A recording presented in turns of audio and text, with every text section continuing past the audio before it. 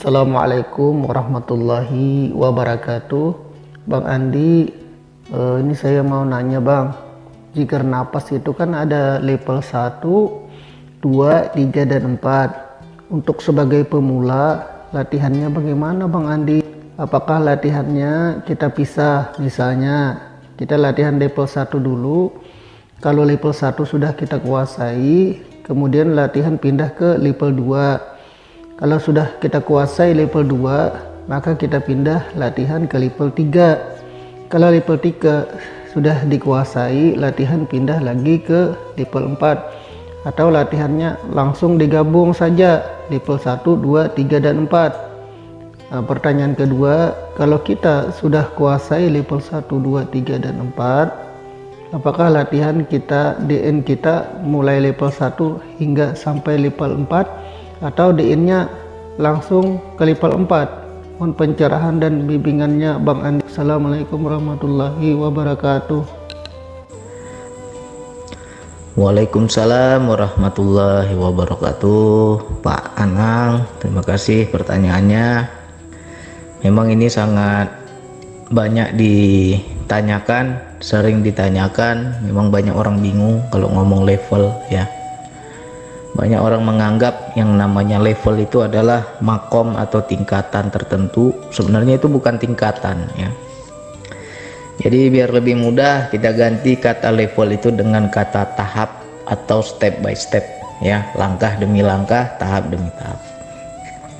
Jadi ilustrasi level dalam zikir nafas itu tahap demi tahap, langkah demi langkah, step pertama, step kedua, begitu. Jadi jangan dianggap itu makom tertentu, tingkatan tertentu, karena kalau kita menganggap level itu makom, menganggap level itu sebuah tingkatan, ya seolah-olah saya aja level 1 aja belum menguasai Bang, berarti saya nggak bisa lanjut ke level 2. Bukan begitu maknanya. Jadi kita ganti ya dengan tahap demi tahap.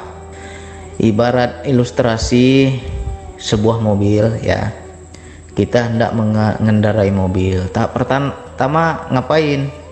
Ya buka dulu lah pintu mobilnya ya kan, buka pintu mobil. Lalu tahap selanjutnya ngapain lagi? Masuklah kita, duduk kita di tempat setir, baru tutup pintu ya kan. Ada lagi tahap selanjutnya, ngapain lagi? Nyalakan mesin. Udah nyalakan mesin, kita mau jalan, sebelum jalan ngapain? Tahap selanjutnya apa lagi? Ya kita turunkan rem tangan itu ya kan, baru kita bisa ke tahap selanjutnya, yaitu kita injak pedal gas. Nah, begitulah, itu namanya tahap demi tahap. Begitu juga dalam zikir nafas yang dibilang level tadi itu, jangan dianggap itu makom, jangan dianggap itu tingkatan, tetapi itu tahap demi tahap dalam mengamalkan zikir nafas ya. Jadi tahap pertama kita mengikuti nafas. Berapa lama Bang saya mengikuti zikir tahap pertama ini? Apakah harus saya kuasai dahulu atau bagaimana? Ya kuasai dulu. Kalau ngikutin nafasnya belum benar, ya jangan kita lanjut ke selanjutnya ya. Amati dulu nafas kita, waktu dia mendorong masuk kita ikuti, kita amati. Dia mendorong keluar kita ikuti, kita amati. Nah kalau kita udah kuasai tahap pertama tadi, atau yang dibilang level pertama ya, baru kita lanjut ke tahap selanjutnya. Tahap selanjutnya kita berzikir seiramanya nafas ya. Begitu dorongan nafas masuk, kita ikuti dorongannya, lalu kita menyebut hu di dalam hati ya, tidak di lisan, tidak disuarakan. Nah ketika nafas itu mendorong keluar, kita lagi sebut Allah di dalam hati. Jadi nafas jangan diatur-atur. Nah, banyak yang bertanya, Bang nafasnya lewat hidung apa lewat mulut? Ya lewat hidung lah, namanya nafas ya di hidung. Jadi kita ini seperti hendak tidur, kita mau tidur nih, hendak mematikan jasad kita. Jadi kan nafas itu lewat hidung keluar masuk sendirinya, ikuti iramanya. Nah, bagaimana kita mau menguasai yang tahap pertama tadi? Berapa lama bang? Apa setengah jam saya hanya memperhatikan nafas saja? Ya tidak, tergantung kita. Biasanya itu ya 5 menit aja sudah bisa kita mengikuti nafas. Kalau kita jeli, kita peka dorongannya, ya kan? Kita peka dayanya. Kalau bisa hanya hitungan detik, ya silakan lanjut langsung ke tahap selanjutnya. Napas sudah seirama, kita bisa menyaksikan dorongannya, kita bisa mengikuti iramanya. Ya udah, lanjutkan tahap kedua. Napas masuk sebut hu, napas keluar sebut Allah. Selanjutnya tahap ketiga. Tahap ketiga ini setelah kita berzikir hu Allah seiramanya keluar masuknya nafas. Di tahap ketiga ini kita harus mengarahkan kesadaran kita kepada apa yang kita sebut, ya. Karena yang dibilang zikir itu harus ada kesadaran. Karena kalau kita tidak ada kesadaran apa yang kita sebut, itu baru sebatas nyebut, belum bisa dibilang zikir. Kayak burung beo. Burung beo tiap hari kita ajarkan, kalau ada tamu datang kita bilang assalamualaikum, assalamualaikum, assalamualaikum. Pandai burung beo itu. Tapi apakah dia ada kesadaran mengucap assalamualaikum itu? Belum tentu. Apa bedanya kita? Kita juga begitu, berzikir berkali-kali, beratusan kali, ribuan kali, puluhan ribu. Kita sebut nama Allah tapi tidak ada kesadaran, itu belum bisa dibilang zikir. Nah, makanya di tahap ketiga ini kita mengarahkan kepada zat. Apa dibayangkan bang zat itu? Ya jangan dibayangkan. Kalau dibayangkan itu namanya kita pakai pikiran. Dalam berzikir nafas ini pakai kesadaran, ya. Contohnya ketika nafas masuk ada daya yang mendorong itu. Masuk dia sendiri. Habis itu ada lagi daya yang menarik keluar tuh, mendorong lagi keluar sendiri. Di situ kita sadari, ya Allah, Engkaulah yang mendorong nafasku, ya Allah. Aku hanya menyaksikan saja. Bukan aku yang bernafas, tetapi nafas ini atas kuasamu, Engkau yang mendorong. Nah, itu sudah kesadaran namanya, menyadari, ya kan? Lalu kan kita lanjutkan dengan zikir hu Allah. Ketika menyebut hu itu sebenarnya ditunjukkan. Ketika kita sebut hu itu artinya dia yang mana? Sadarilah, dia itu sebenarnya ditunjukkan itu, ya. Makanya bagi teman-teman yang kenapa zikir nafas ini harus pakai hu Allah, karena memang nafas itu zikirnya hu Allah. Nanti teman-teman akan mencapai yang namanya proses, benar bang, nafasku ini zikir sendiri, nyebut hu Allah sendiri, bukan aku yang nyebut, tapi nafasku sendiri yang nyebut. Ketika kita bisa mendengar nafas ini berzikir sendiri, menyebut hu Allah, berarti kan kita disuruh mengarahkan kesadaran kita kepada yang disebut itu. Disebut hu, dia, lalu nafas keluar nyebut lagi Allah, Allah, dia Allah, dia Allah, dia Allah. Itulah arti hu Allah. Dia Allah, dia Allah. Ketika kita menyebut dia Allah atau hu Allah ini, kita arahkan kepada zat yang punya nama itu. Yang mana yang dibilang hu itu? Siapa yang dibilang hu itu? Kenali, sadari. Nah, ketika sebut lagi Allah, Allah itu kan hanya nama. Yang punya nama siapa? Yang mana zatnya? Siapa zatnya? Yang punya nama Allah ini, sadari. Itulah baru ada namanya zikir. Kalau kita sudah sampai ke tahap ketiga, itulah yang namanya kesadaran jiwa. Di tahap ketiga ini tahap kesadaran, ya. Yang tahap zikir nafas tadi kita tahap pertama kita itu step pertama kita mengikuti nafas, menyadari dorongan nafas. Nah, tahap kedua kita mengisi dorongan nafas itu dengan zikir hu Allah. Tahap ketiga harus pada wilayah kesadaran. Aku sadari Allah yang dekat. Ketika menyebut hu, dia yang mana? Sadari dia. dia yang dekat. Ketika menyebut Allah, sadari Allah yang dekat. Ya, di situ ada koneksi rasa penyaksian, ya. Nah, terus yang dibilang level 4 atau tahap 4. Nah, jadi ini dari level 3 tadi ya, tahap 3. Nah, ketika kita sudah menyebut Allah dengan rasa kesadaran, dengan wilayah kesadaran kita, di situ kita akan ada sebuah perjalanan jiwa. Ya, ibaratnya kita naik mobil nih, udah mulai jalan itu. Jadi kalau kita ibarat naik mobil, step pertama mengikuti nafas itu kita baru istilahnya siap-siap mau nyetir, ya kan. Tutup dulu pintu mobilnya, ya kan, lepaskan dulu rem tangannya, ya kan. Step yang kedua, di situ kita mulai menyalakan mobil, ya kan. Sudah mulai siap-siap kita di tahap kedua itu, karena kita sudah menyebut asmanya, sudah menyebut namanya. Nah, pada tahap ketiga yaitu sudah injak gas lah istilahnya. Orang yang sudah wilayah kesadaran, sudah menyebut Allah dengan kesadaran, yaitu sudah ada perjalanan. Nah, di tahap yang level 4 atau tahap 4 itulah yang dibilang tahap atau level fana, sampai kita mencapai yang namanya kefanaan diri. Itulah destinasi terakhir atau terminal terakhir, itulah puncaknya spiritual. Jadi jangan kita merasa apakah bisa tiap hari kita DN langsung level 4, belum tentu bisa, karena fana ini juga nggak bisa kita atur-atur, ya.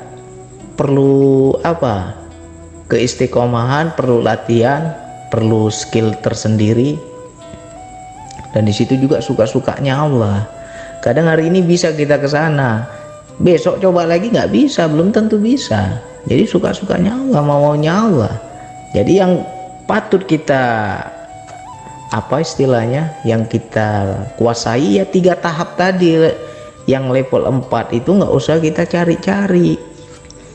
Kayak mana itu Bang fana, Bang? Saya mau juga ke sana, saya mau juga merasakan fana. Seperti apa fana? Ya nggak bisa dibilang. Kalau belum ke sana ya mana bisa kita mau gambarkan, karena itu nggak bisa diungkapkan. Tapi kita tahu, tapi kita paham, kita udah di sana. Ya. Jadi bagi teman-teman yang mengamalkan zikir nafas, jangan salah sangka. Jadi diulang-ulang aja lagi nih ya. Pertama, sebelum ber-DN kita usahakan wudhu dulu. Udah Bang, saya sudah wudhu, baru kita duduk timpu, ya. Kalau memang nggak kuat duduk timpu, bisa dengan duduk bersila. Kalau nggak bisa dengan duduk bersila, mungkin kita ada sakit, bisa dengan cara berbaring. Jadi nggak ada alasan kita nggak zikir, tetap bisa zikir, ya. Sudah selesai ambil wudhu, biasakan minum air putih segelas sebelum berzikir nafas. Apa Bang manfaat minum air putih? Itu menetralkan daya, ya. Ibarat kata gini lah ya, kalau mobil yang kita pakai itu cc-nya besar, nanti jadi kecil cc-nya, nggak tersentak-sentak kita. Ya, ini kita belum pandai bawa mobil sport, langsung aja main gas, apa nggak mental. Nah, jadi dengan minum air putih itu bisa menetralkan daya. Dengan berwudu juga bisa menetralkan daya, itu dibiasakan, ya. Sebelum DN wudhu dulu, baru kita minum air putih segelas. Udah, itu sebelum berzikir. Lalu barulah kita duduk timpu. Nah, ketika kita sudah duduk timpu, nggak usah cepat-cepat buru-buru mau zikir, duduk dulu yang betul. Atur dulu posisi duduk kita, cari posisi yang paling nyaman, ya. Terkadang banyak teman-teman yang terganggu dalam berzikir karena nggak tahan, kakinya sakit, kakinya pegal, kakinya kram. Karena apa? Dari awal udah salah cara duduk kita, belum benar-benar rileks, kita sudah buru-buru kan gitu. Jadi duduk yang betul dulu. Udah bang, duduk saya udah nyaman. Nah, kalau duduk udah nyaman, baru kita lanjut yang dibilang tadi tahap pertama atau level 1. Ya, ikuti dulu nafas, jangan usah buru-buru, 5 menit, 10 menit, 10 menit lah paling lama. Amati tuh nafas itu. Ya, amati nafas 10 menit. Jangan kita masuk pada zikir dulu. Amati aja dorongannya. Seandainya bang saya sudah bisa hanya 2 menit udah bisa saya ikuti nafas, ya udah lanjutkan. Kalau memang kita udah bisa dalam waktu singkat, ya lanjutkan ke tahap selanjutnya. Zikirlah kita hu Allah langsung, ya kan? Nah, ketika kita berzikir hu Allah, di situ langsung tahap selanjutnya lagi, yaitu arahkan kesadaran kita kepada Allah yang maha meliputi, yang dekat. Sadari Allah yang dekat, ya. Kalau kita nggak bisa bang merasakan kehadiran Allah, rasakan saja bahwa kita ini sedang disaksikan oleh Allah, ya. Jadi ada koneksi, ada ketersambungan kesadaran. Nah, nanti di situ baru kita masuk pada yang namanya perjalanan jiwa. Perjalanan jiwa ini juga beda-beda, macam-macam, ya. Suka-sukanya Allah juga, pengalaman spiritual kita seperti apa ya terserah Allah. Nah, pada satu titik nanti itulah yang kita sudah melakukan sebuah perjalanan. Di situ ada tahap yang namanya kefanaan diri, lebur, ya. Bahkan diri kita pun tiada, tapi yang ada hanya Allah. Nah, sirna semuanya. Jadi untuk mencapai itu ya nggak bisa buru-buru, nggak bisa kita ini nafsu, latih terus. Nanti kalau memang Allah ridho, Allah kasih, ya. Kalau Allah ridho, Allah kasih. Misalkan teman-teman, bang saya DN nggak ada rasa apa-apa bang, cuman kosong aja, diem aja, hening aja, ya udah bagus. Berarti kita nggak ada ujian, nggak ada godaan. Justru orang DN nampak ini, nampak itu godaan, ya. Ibarat dia lagi naik mobil dalam sebuah perjalanan. Dalam perjalanan itu ada pasar malam, mampir pula di pasar malam itu, banyak kali yang dia lihat, ya kan? Karena seru di pasar malam itu, lupa dia pada tujuannya, nggak jalan-jalan dia. Itulah ujian dalam zikir nafas. Jadi untuk Pak Anang, saya udah bisa bang level sekaligus. Dalam hitungan detik saya tahap 1, tahap 2, tahap 3 bisa saya lakukan sekaligus, nggak tunggu 10 menit. Ya langsung aja. Silakan kalau memang bisa, ya. Jadi jangan kita mempersulit. Nggak ada yang sulit zikir nafas ini. Cuman mungkin karena nggak paham jadi salah tafsir kita. Kita sangka itu makom, kita sangka itu tingkatan. Kalau tingkat 1 belum benar, saya nggak berani lanjut lagi yang ke tingkatan selanjutnya, bukan itu. Jadi itu dikuasai tahap demi tahap, ya. Dikuasai dulu, ikuti nafas sampai benar-benar seirama, sampai kita menyaksikan bahwa bukan kita yang bernafas. Nanti teman-teman akan menyaksikan, benar ya bang, aku diam aja, bukan aku yang bernafas. Ini nafas ternyata nafas sendiri, dia mendorong sendiri, masuk sendiri, keluar sendiri. Ada yang mengatur ini. Nah, saksikan siapa, kehendak siapa itu, ya kan? Kuasa siapa itu? Bukan kita yang bernafas. Kalau seandainya kita ini bernafas, mungkin kita tidur mati kita, karena orang tidur nggak bernafas, tetapi dinafaskan. Beda ya, bernafas dengan dinafaskan. Orang tidur itu tetap nafasnya jalan karena dia dinafaskan oleh Allah. Allah yang mengatur kapan nafas itu masuk, kapan nafas itu keluar. Kalau kita tidur mana tahu apa-apa lagi, ya. Jadi orang tidur itu nggak bernafas, tetapi dinafaskan. Nah, jadi di situ kita harus kenali, sadari, saksikan, ya. Yang penting sampai ke tahap 3, itu yang paling utama. Yang pertama, tahap pertama ikuti nafas, seiramanya nafas. Tahap kedua berzikir hu Allah seiramanya nafas, ya. Nah, tahap ketiga, arahkan kesadaran kita kepada Allah yang maha dekat. Ya, sadari Allah yang dekat. Ketika menyebut Hu, siapa yang punya nama Hu itu? Sadari. Ketika menyebut Allah, siapa zat yang memiliki nama Allah itu? Sadari. Ya, itu baru dibilang namanya zikir.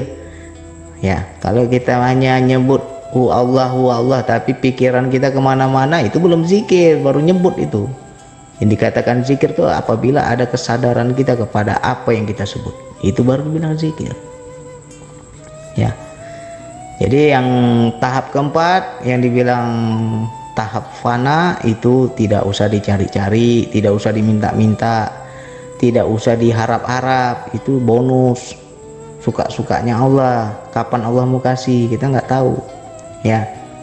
Nah, kalau kita memang mencapai yang namanya tingkat spiritual tertinggi yang dibilang fana, itu baru kita kenal sama Allah, ya. Jadi itu memang kalau kita bilang ya pilihan Allah itu yang mendapat begitu. Jadi kita jangan kita cari-cari, nggak mampu kita ke sana kalau bukan maunya Allah, ya. Jadi diulang-ulang lagi, diingat-ingat. Misalkan ketika sudah selesai zikir nafas, getarannya masih hebat nih, Bang, saya waktu zikir itu sudah merasakan Allah yang dekat, bergetar hebat tubuh saya, merindingnya hebat, ketakutan hebat. Nah, langsung zikirnya saya hentikan, Bang, nggak kuat saya, misalkan kan. Nah, langsung cepat-cepat minum air putih, itu juga menetralkan daya, ya. Baca aja bismillah, doa, minta aja kepada Allah, ya Allah, dengan air putih ini ya Allah, jadikanlah ini penetral daya di tubuhku, ya kan. Minta aja begitu sama Allah.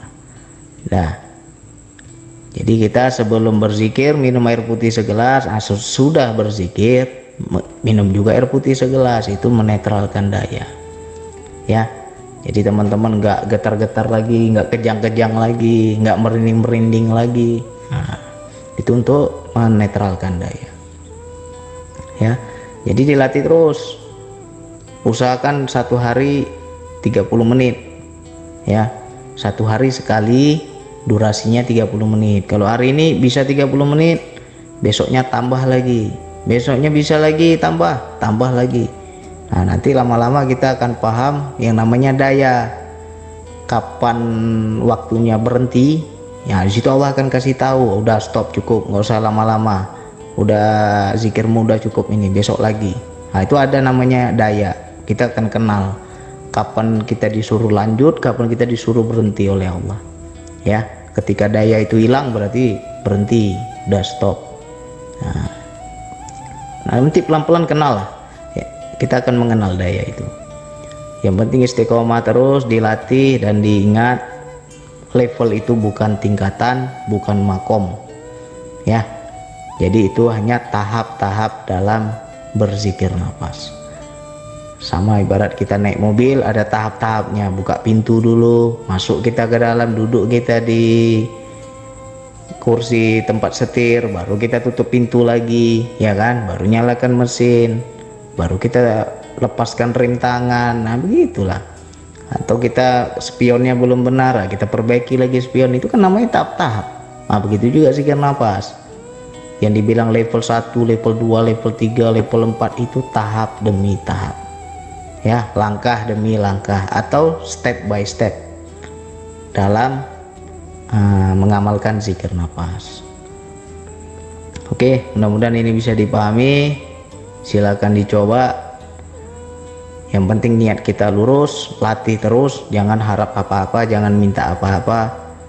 Minta kepada Allah, ya Allah, sebelum berzikir nafas tuh doa juga, ya Allah, aku belum kenal kepadamu, ya Allah, kenalkan aku padamu, ya Allah.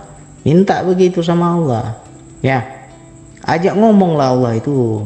Ini kita setiap hari nggak pernah kita ajak ngomong, sering diajak ngomong, apa-apa tanya sama Allah, ya kan.